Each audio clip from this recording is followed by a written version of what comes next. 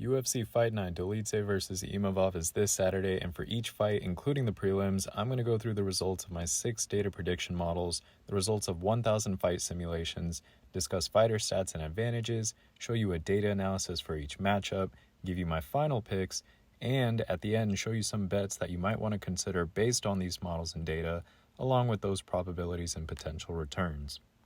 Please like and subscribe if you find this stuff interesting, informative, or just helpful, as it keeps me motivated in creating these videos.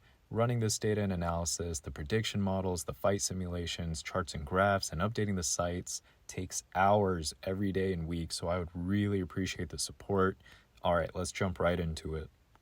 First, let's look at the results of our last 10 events. We're averaging 65% accuracy across every single fight in those events. The previous event had quite a few curveballs, but we're bouncing back this week. Alright, so up first we have Thomas Peterson versus Jamal Pogues. I'm probably butchering his last name. The odds are favoring Peterson. He lands more significant strikes per minute with an 87% accuracy. On average, he lands more than twice the number of takedowns than Jamal does. His takedown accuracy and submission average is higher as well. Jamal, on the other hand, has a 2-inch height advantage and a 3-inch reach advantage, and both fighters are the same age. The radar chart shows how Peterson has large advantages in takedown defense, takedown accuracy, and significant strike accuracy. Peterson has a slight advantage when it comes to significant strikes landed. Meanwhile, Jamal has the advantage when it comes to significant strike defense. The bar chart supports everything we've reviewed, while also highlighting how Jamal tends to absorb more significant strikes than Peterson does, which is not a good sign. All 6 prediction models and the odds are pointing towards Thomas Peterson. With all things considered, I calculate Thomas Peterson has a 62% chance of beating Jamal Pogues, and it'll probably be by a finish. He has a low average fight time, so probably around 1 or 2 submission or knockout. Given the low amount of data available, I wasn't able to run the 1,000 fight simulation on this specific fight.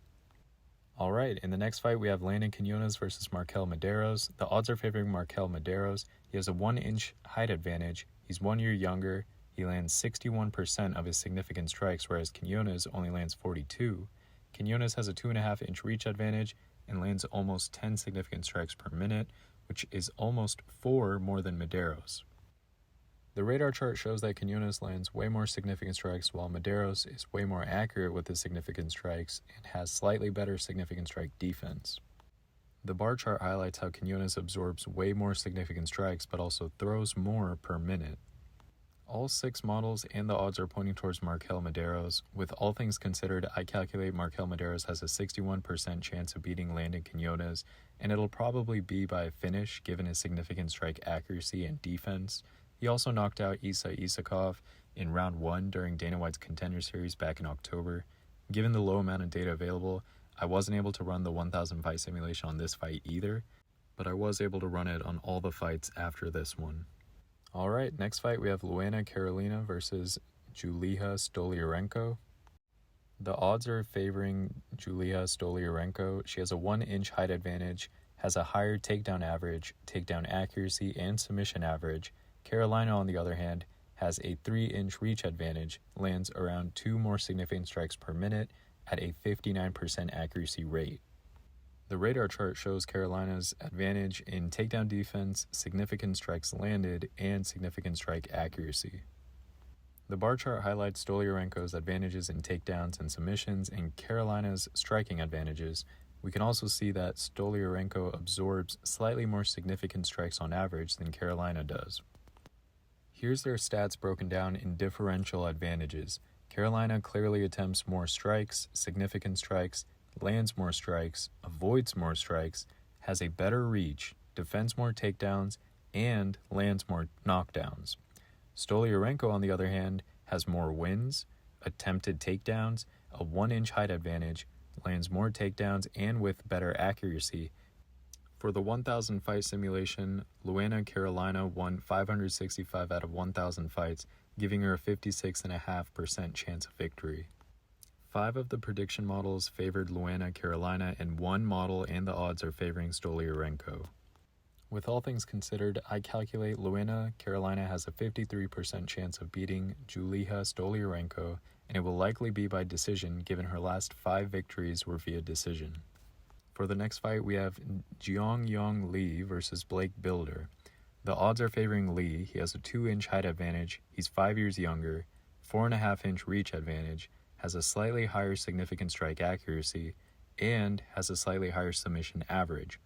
Bilder, on the other hand, lands almost twice the significant strikes per minute at about 5 per minute and has a higher takedown average and takedown accuracy. The radar chart visually highlights that Bilder seems to be the fighter with the better stats all around. The bar chart also supports this, as you can generally see more red than black. One important thing to note is that Bilder tends to absorb more significant strikes on average than Lee does. In terms of differential advantages, Lee defends more takedowns, has a good reach advantage, has a decent height advantage, has 2 more wins, and has a 6% better strike accuracy. Bilder attempts more strikes and significant strikes, avoids more strikes, lands more takedowns, and at a 7% higher rate. In the 1,000 fight simulation, Bilder won 719 out of 1,000 fights, giving him a 71.9% chance of beating Lee. 5 prediction models favor Bilder, whereas the odds in 1 prediction model favor Lee. With all things considered, I calculate Blake Bilder has a 51% chance of beating Lee, and it will likely go the distance. If you're looking for a value bet, maybe consider this fight.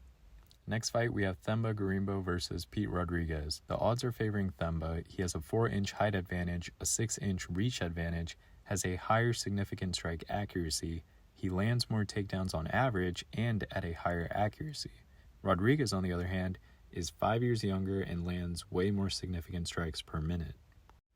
The radar chart shows the advantages Rodriguez has when it comes to significant strikes landed and takedown defense, and highlights Gorimbo's takedown accuracy advantage. The bar chart also supports this, while also highlighting how Rodriguez absorbs way more significant strikes than Gorimbo does. In terms of differential advantages, Gorimbo attempts and lands way more strikes, he has a nice reach advantage of 6 inches, he has 6 more total wins, more takedown attempts, landed and defended, and at a higher accuracy, with a 4-inch height advantage. Rodriguez, on the other hand, attempts, lands, and avoids more significant strikes. In the 1,000 fight simulation, Gorimbo won 858 out of 1,000 fights, giving him an 85.8% chance of beating Rodriguez. 5 prediction models lean towards Gorimbo, including the odds, and 1 prediction model predicted Rodriguez. With all things considered, I calculate Gorimbo has a 70% chance of beating Rodriguez, and it will likely be a late submission or decision.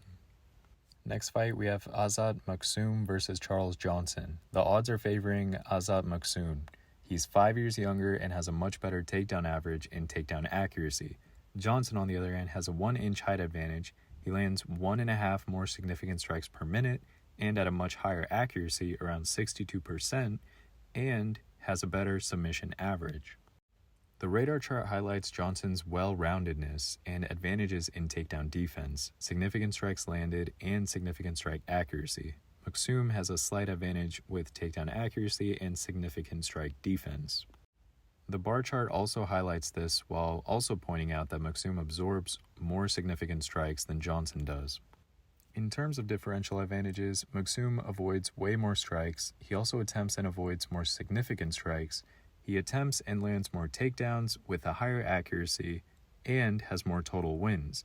Johnson lands more significant strikes and regular strikes. He defends more takedowns, has a 2-inch height advantage, a better striking rate, and more submission attempts. In the 1,000 fight simulation, Johnson won a whopping 903 fights out of 1,000, which gives him a 90% chance of beating Maksum.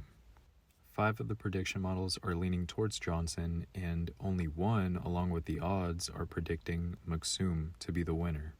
Although the prediction models are leaning towards Johnson, I'm actually going against this prediction and giving it to Azat Maksum. I'm going to give him a 54% chance of beating Charles Johnson due to Charles coming off of 3 losses, while on the other hand, Maksum is undefeated. Charles Johnson's record of 13 wins, 6 losses, and recent back-to-back losses aren't very convincing, even though his data seems to be better. Up next, we have Molly McCann versus Diana Belvita. The odds are favoring Molly McCann. She has a better significant strike accuracy, lands more takedowns and submissions on average. Belbita, on the other hand, has a 3-inch height advantage. She's 6 years younger, has a 6-inch reach advantage, lands 1 more significant strike per minute, and has a takedown accuracy of 63% versus Molly McCann's 35%.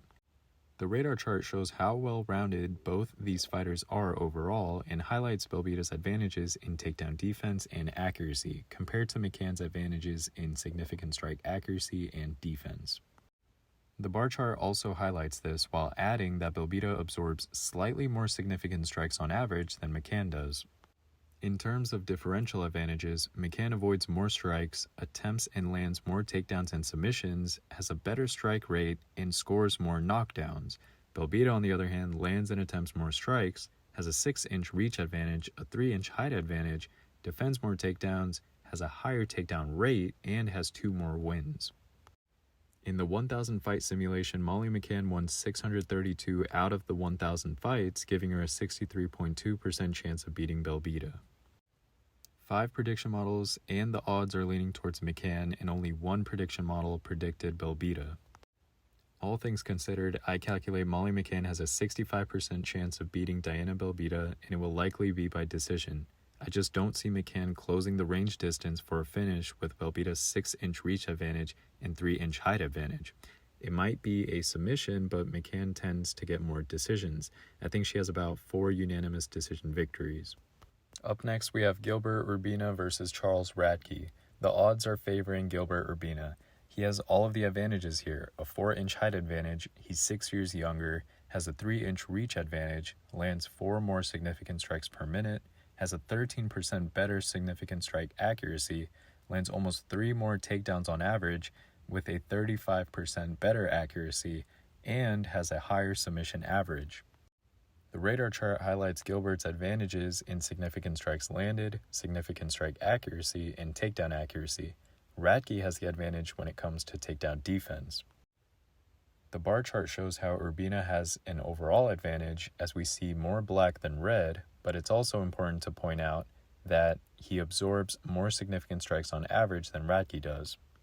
In terms of these guys' differential advantages, Urbina lands more strikes, attempts more strikes, has a 3-inch reach advantage, lands more takedowns and knockdowns, has a higher takedown rate, and attempts more submissions.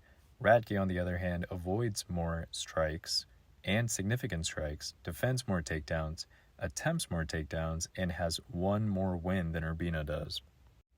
In the 1,000 fight simulation, Gilbert Urbina won 943 fights, giving him a 94.3% chance of beating Charles Radke. All prediction models and odds are pointing towards Gilbert Urbina. So, all things considered, I calculate Gilbert Urbina has about a 63% chance of beating Charles Radke, and it will likely be a first or second round KO TKO, given his striking advantages and his 3-inch reach advantage. He's also coming off a KO TKO victory by a kick back in May 2023 against Orion Koske. And now we finally have our main card. First fight on the main card is Alyaksub Khizriev versus Mahmoud Muradov. The odds are favoring Alyaksub Khizriev. He lands 2 more significant strikes per minute at a 20% better accuracy, lands almost 2.5 more takedowns on average, and has a way better submission average. Mahmoud Muradov, on the other hand, has a 3-inch height advantage, a 1.5-inch reach advantage, and has a slightly better takedown accuracy. The radar chart highlights Alyaksub's advantages in takedown defense, significant strikes landed, and significant strike accuracy. Both fighters are pretty even when it comes to takedown accuracy and significant strike defense. The bar chart visually shows how Alyaksub Khizriev has more advantages overall, but also points out that he does tend to absorb more strikes than Mahmoud Muradov does. In terms of differential advantages, Alyaksub Khizriev has more submission attempts, a slightly better takedown percentage, and better striking rates. Mahmoud Muradov, on the other hand, attempts and lands way more strikes and significant strikes, has 12 more total wins, has the height advantage, avoids more strikes, and attempts and defends more takedowns. In the 1,000 fight simulation, Alyaksub Khizriev won 916 out of 1,000 fights, giving him a 91.6% chance of beating Mahmoud Muradov. Prediction models were split in this fight. 3 models and the odds favored Alyaksab Khizriev, and the other 3 models favored Mahmoud Muradov. All things considered, I calculate Alyaksab Khizriev has a 60% chance of beating Mahmoud Muradov, and it will likely be by submission in the first or second round, given his average submission rate advantage in submission attempts. He's also coming off 2 wins via submission, although they're old fights, one of which was in March 2022 against Denis Tiuliulin, and the other was Henrique Shigumoto in September 2020, and both were via rear naked chokes. Up next, we have Viviane Araújo versus Natalia Silva. The odds are favoring Natalia Silva. She's 11 years younger and lands almost 1 more significant strike per minute. Araújo, on the other hand, has a 3-inch reach advantage, lands more takedowns on average, and at a 13% higher accuracy, and she has a better submission average. The radar chart shows that this is a pretty close matchup when it comes to these 5 stats. Silva has a slight advantage when it comes to takedown defense, significant strikes landed, and significant strike defense.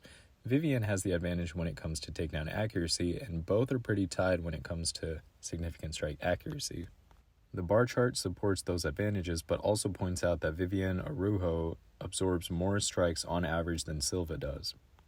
In terms of differential advantages, Viviane Araújo lands and attempts more strikes, has a reach advantage, attempts and lands more takedowns, and attempts more submissions. Silva, on the other hand, has 4 more total wins, defends more takedowns, and lands more knockdowns as well. In the 1,000 fight simulation, Silva won 575 out of 1,000 fights, giving her a 57.5% chance of beating Viviane. All prediction models and the odds are leaning towards Silva to win. All things considered, I calculate Natalia Silva has a 71% chance of beating Viviane Araújo, and it will likely be by decision. I don't see her finishing Silva given how close their stats are, as we saw on the radar chart, but I do think that she'll be able to outwork Silva overall. On the next fight of the main card, we have Randy Brown versus Muslim Salikov. The odds are favoring Randy Brown. He has a 4-inch height advantage, he's 6 years younger, has an 8-inch reach advantage, lands 1 more significant strike per minute, and has a better submission average. Muslim Salikov, on the other hand, has a higher significant strike accuracy, which is 4% better than Brown, and a better takedown average. The radar chart shows how close this matchup is for this fight as well. Randy Brown has the advantage when it comes to the percent of landed significant strikes. Muslim Salikov has the advantage when it comes to significant strike defense and accuracy. Both fighters are relatively similar when it comes to takedown defense and accuracy. The bar chart supports this as most bars are meeting in the middle. Muslim Salikov lands more takedowns. Both fighters absorb about the same number of significant strikes. In terms of differential advantages, Randy Brown attempts and lands more strikes, has a great height and reach advantage, attempts more submissions, defends more takedowns, and has a higher takedown rate. Muslim Salikov, on the other hand, avoids more strikes, has 2 more total wins, attempts and lands more takedowns, has a higher knockdown rate, and has better striking rates. In the 1,000 fight simulation, Randy Brown won 662 out of 1,000 fights, giving him a 66.2% chance of beating Muslim Salikov. 2 prediction models and the odds are pointing towards Randy Brown, and 4 prediction models are pointing towards Muslim Salikov. However, I'm going in the opposite direction for this fight than the models are in siding with the 1,000 fight simulation results and giving Randy Brown a final 61% chance of beating Muslim Salikov, because of his height and reach advantage and his striking stats. I don't think he's going to finish Muslim Salikov. I think this one will go the distance, and Randy Brown will win by decision. In the next fight, we have our co-main event, Renato Moicano versus Drew Dober. The odds are favoring Renato Moicano. He has all of the advantages here. He has a 3-inch height advantage, he's 1 year younger, has a 2-inch reach advantage, lands slightly more significant strikes per minute, and with a 5% higher accuracy, lands 1 more takedown on average, has a 30% better takedown accuracy, and a better submission average. The radar chart shows how Renato Moicano has more advantages than Drew Dober in all of these 5 stats. Some stats are close, but Moicano still has the advantage. The bar chart also highlights this as we see more black than we do red. Both fighters absorb about the same number of significant strikes. In terms of differential advantages, Moicano avoids more strikes, lands more significant strikes, has the height and reach advantage, lands and defends more takedowns, and attempts more submissions. Dober, on the other hand, has 10 more total wins, attempts more strikes and significant strikes, lands more knockdowns, and attempts more takedowns. So I expect he'll actively attempt to strike and take down Moicano. I like that he has a versatile attempt advantage. In the 1,000 fight simulation, Renato Moicano won 637 out of 1,000 fights, giving him a 63.7% chance of defeating Drew Dober. All 6 prediction models and the odds are pointing towards Renato Moicano to defeat Drew Dober. All things considered, I calculate Renato Moicano will have a 57% chance of beating Drew Dober, and it will likely be via submission given all his takedown and submission advantages. His last 4 wins were also via submission. In fact, 6 out of his 9 last victories were via submission, and all of those were through rear naked chokes. Next up, we have the final fight, the main event, Roman Dolidze versus Nasruddin Imavov. The odds are favoring Nasruddin Imavov. He has a 1-inch height advantage. He's 7 years younger, lands 1.5 more significant strikes per minute, and has a 3% higher significant strike accuracy. Dolidze, on the other hand, has a 1-inch reach advantage, has a 19% better takedown accuracy, and lands more takedowns on average. The radar chart shows how Nasruddin Imavov has a wider radar than Dolidze overall. Imavov has the advantage when it comes to takedown defense, and Dolidze has the advantage when it comes to takedown accuracy. The bar chart highlights this as well, while also pointing out that Imavov takes slightly more significant strike impacts than Dolidze does. The differential stats is where you can see a clear amount of advantages that Imavov has. Imavov attempts, lands, and avoids more strikes and significant strikes. He attempts and defends more takedowns, he attempts more submissions, and he has a height advantage. Dolidze has the reach advantage, he lands more knockdowns, and he lands more takedowns. In the 1,000 fight simulator, Roman Dolidze won 895 out of 1,000 fights, giving him a 89.5% chance of beating Imavov. Prediction models are also leaning towards Dolidze and weighing his stats as more meaningful to getting a victory than Imavov's. 5 prediction models lean towards Dolidze and only 1 and the odds are leaning towards Imavov. All things considered, I think this will be a close fight, but I calculate that Imavov has a 53% chance of beating Roman Dolidze, and it will likely be by late KO, TKO, or decision. I believe given all of his striking advantages, he will be able to beat Dolidze. He's coming off a no contest with Chris Curtis and a loss before that to Sean Strickland. Dolidze is coming off a loss to Martin Vettori via a unanimous decision. Here are potential bets that I think might be worthwhile to consider based on prediction model strengths and unanimous predictions, along with the odds and the final probability of victory that we win over for each of the fights in that result column, and the returns for those moneyline bets based on those odds. Thank you all for watching. Please like and subscribe as it will help keep me motivated in creating these videos. Running the data and analysis, the prediction models and charts and graphs takes hours every day and week, so I'd greatly appreciate the support. See you all in the next one.